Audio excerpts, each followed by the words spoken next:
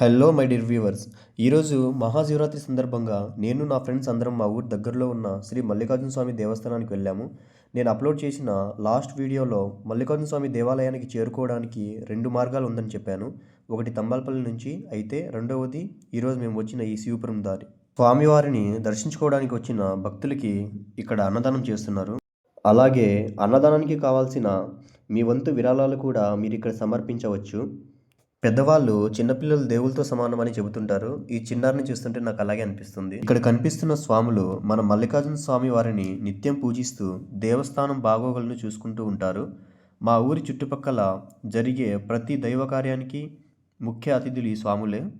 ఇక్కడ మనకు కనిపిస్తున్న తులసి చెట్టును పూజ చేసి కొబ్బరికాయ కొట్టి స్వామివారిని దర్శించుకుంటే కోరికలు నెరవేరుతాయని ఇక్కడ భక్తుల నమ్మకం. దేవస్థాన ప్రాంగణంలో ఇలా కూర్చోవడం ద్వారా మనలో ఏదో తెలియని పాజిటివ్ వైబ్రేషన్స్ వస్తుంది.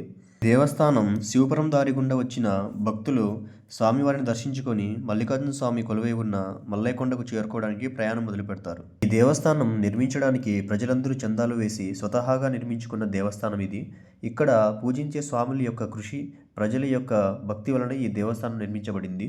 భక్తుల పట్ల చాలా మర్యాదపూర్వకంగా వ్యవహరిస్తున్నారు దేవస్థానంలో ఉన్న సిబ్బంది. దేవుని దర్శనం అనంతరం మేము మల్లయ్యకొండకు ఎక్కడం మొదలుపెట్టాము. మల్లయ్యకొండకు ఎక్కే ముందు అక్కగారులను దర్శించుకున్న తర్వాత మల్లయ్యకొండ ఎక్కడం మొదలు పెట్టాలి. అక్కగారులని దర్శించుకోవడానికి చాలామంది భక్తులు వచ్చారు. ఇలా అక్కగారులను దర్శించుకొని వెళ్తే మల్లికార్జున స్వామిని చేరుకునే మార్గంలో మనకి తోడుగా దేవతలు ఉంటారని భక్తుల నమ్మకం. అక్కగారులను దర్శించుకొని వెళ్తే మల్లికార్జున స్వామిని చేరుకునే మార్గంలో మనకి తోడుగా ఉండి నడిపిస్తారని ఇక్కడున్న భక్తులకి నమ్మకం. మల్లయ్యకొండని ఎక్కడానికి మా ఊరి పిల్లల ఉత్సాహం ఇంత అంత కాదు. ఫైనల్గా మేము మల్లయ్యకొండను ఎక్కడ మొదలుపెట్టాము. మా ఊరి పిల్లల ఉత్సాహం చివరి వరకు ఉంటుందో ఉండదో చూడాలి మరి. అదే విధంగా అడవి గుండా నడుచుకుంటూ కొండను చేరుకోవాలి. మా వాళ్ళకి కొండ ఎక్కుతున్న కొద్దీ మొదట్లో ఉన్న ఉత్సాహం తగ్గుతూ వస్తుంది. అలసట ఎక్కువ రావడం వల్ల ఆగి ఆగి వెళ్తున్నారు. చాలా మంది భక్తులు స్వామివారి దర్శనం చేసుకొని తిరిగి వస్తున్నారు. మేము అక్కడే జాగారం చేయాలి కాబట్టి ఇప్పుడు మేము వెళ్తున్నాము. ఇక్కడ ఉన్న నీళ్ళని తాగితే మంచిదని భక్తులు భావిస్తారు. అలసటతో వచ్చిన భక్తులు ఇక్కడ వచ్చి నీళ్లు తాగుతారు. తాగిన తర్వాత కొత్త అనుభూతిని పొందుతారు. మనకి ఇక్కడ కనిపిస్తుంది కదా, ఇదే మన తమ్మలపల్లి నుంచి వచ్చే మొదటి మార్గం. ఈ బ్రదర్ ఎవరో చాలా ఉత్సాహంగా ఉన్నారు. స్వామివారి దర్శనం చేసుకొని ఫ్రెండ్స్తో మళ్ళీ తిరిగి వెళ్తున్నారు.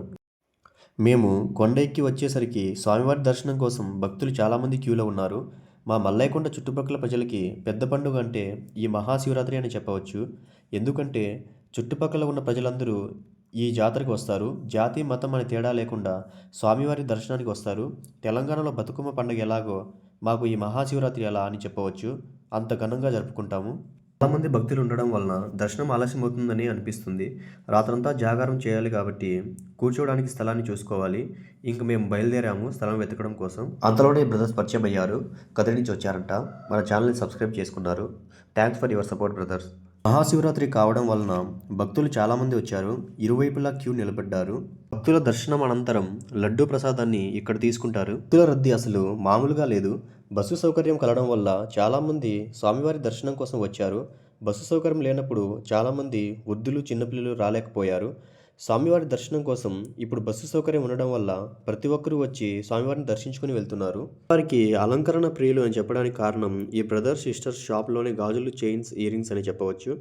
పండుగ అంతట్లో ఇక్కడ ఉన్న షాప్ అట్రాక్షన్ని ఇస్తుంది. ఈసారి వెళ్ళని వాళ్ళు నెక్స్ట్ ఇయర్ కన్ఫామ్గా విజిట్ అవ్వండి. ఇంకా చిన్నపిల్లల విషయానికి వస్తే చిన్నపిల్లలకు కావాల్సిన బొమ్మలు ఈ షాప్లో అట్రాక్టివ్గా కనిపిస్తుంది. చూడగానే కొనిపించుకోవాలని అనిపించేలా బొమ్మలను అమర్చింటారు. ఇంకా ఫుడ్ విషయానికి వస్తే ఇక్కడ మసాలా పానీపూరి, గోబీ, మిరపకాయ బజ్జీలు ఫేమస్. టేస్టీగా ఉంటాయి అండ్ స్పైసీగా ఉంటాయి. స్వామివారిని దర్శించుకున్న భక్తులు తిరిగి ఇంటికి వెళ్ళడానికి బస్సులను ఏర్పాటు చేశారు.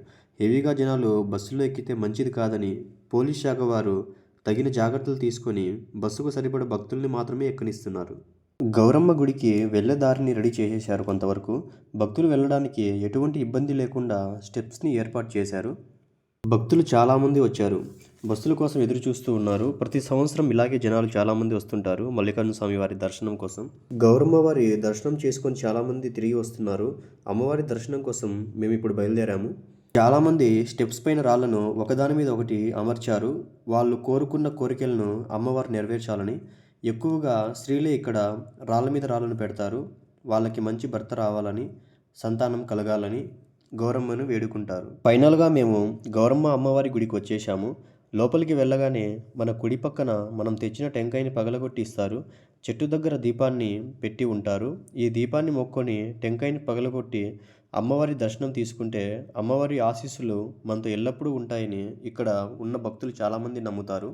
శ్రీ మల్లికార్జున స్వామి వారికి తలనీలాలను అర్పించే స్థలం ఇదే. ఇక్కడ ఉన్న సిబ్బంది యొక్క మెయింటెనెన్స్ చాలా బాగుంది. పరిశుభ్రత విషయానికి వస్తే చాలా క్లీన్గా ఉంది.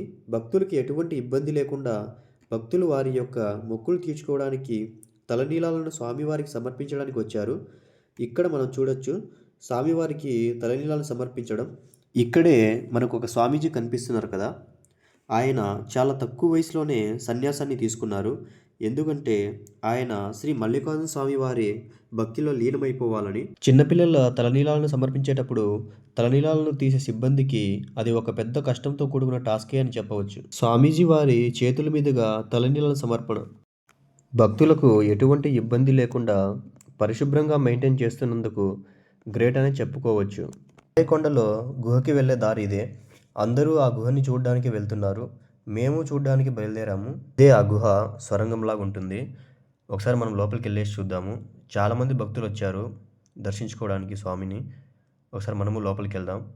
ఇక్కడ చూసారా, స్వామివారికి పూజలు చేస్తున్నారు స్వామీజీ వారు. శ్రీ మల్లికార్జున స్వామి వారికి తలనీలను సమర్పించిన తర్వాత ఇక్కడ కనిపిస్తున్న ఈ కోనేరులోనే తలస్నానం చేయాలి. ఇలా చేస్తే వారి పాపాలు తొలగిపోతాయని ఇక్కడున్న భక్తుల నమ్మకం. మెడికల్ ఎమర్జెన్సీ కూడా నర్సింగ్ స్టాఫ్ భక్తులకి అందుబాటులో ఉన్నారు. ఫైనల్గా మేము జాగారం చేయడానికి ఒక ప్లేస్ని ఎంచుకొని ఈ ఈతాకు తీసుకొచ్చి ఇలా పరుచుకొని కూర్చుంటాము.